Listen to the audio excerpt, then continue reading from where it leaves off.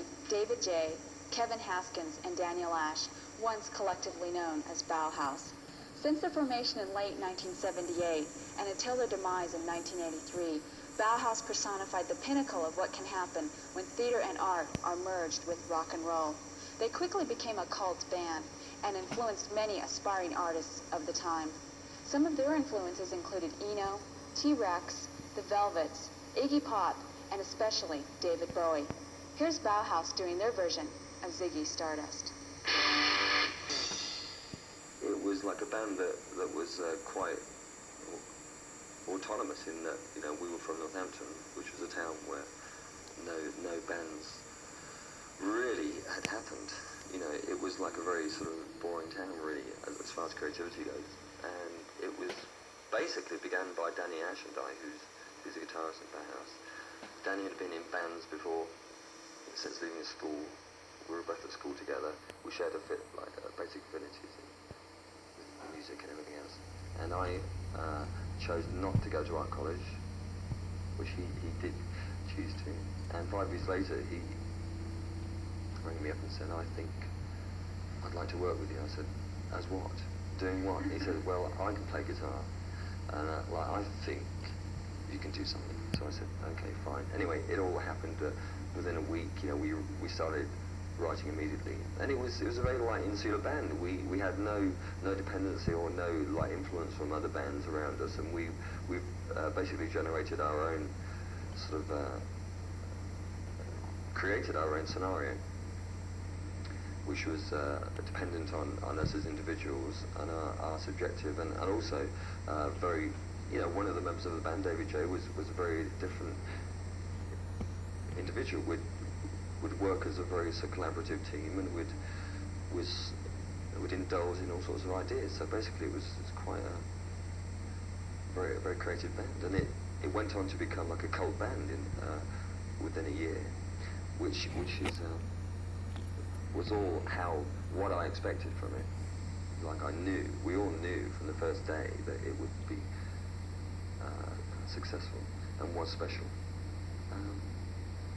Basically, that's the sort of history of it. We went on and toured and, you know, split up in 1983. Like, I'm starting to sort of realise what part I played in that band, and it was largely, most of my vocals I've done on a one-take basis. You know, the melody and the idea of it, you know, the shape and the arrangement is actually determined by the vocal, which is done over maybe like a 3-track demo of a basic idea, a musical idea.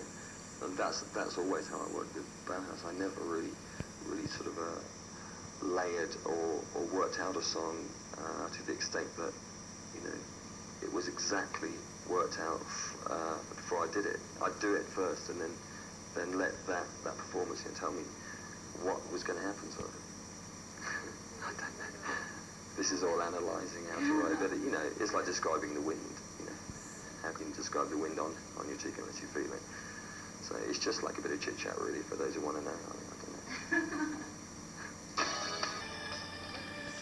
And when I was in it, it was, you know, the most stimulating thing out, you know, possible. And I didn't like allow those possibilities to enter my mind, because it was like a collaborative situation.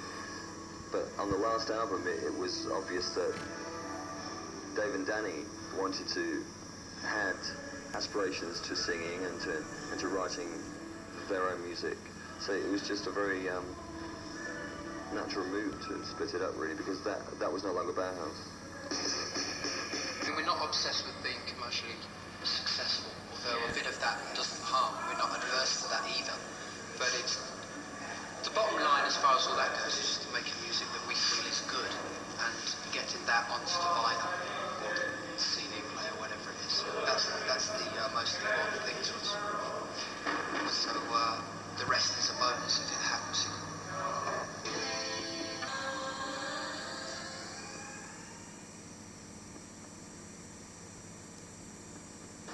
It wasn't so much Eastern philosophy as just being interested in different religious ideas, philosophies in general.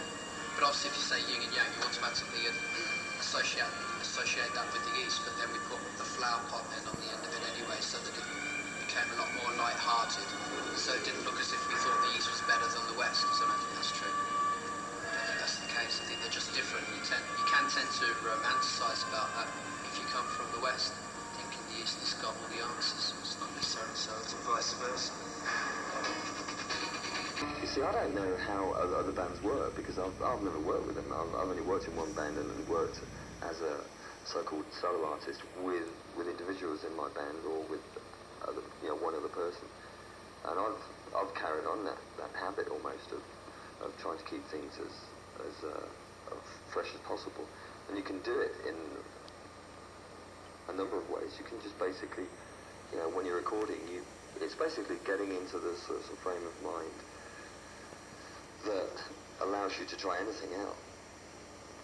Anything's possible, and not to be restricted by an image that the media may be feeding back at you, or which isn't always accurate. And to keep a sense of identity, I suppose, within it all, and to keep humble as well, and to keep things as simple as possible.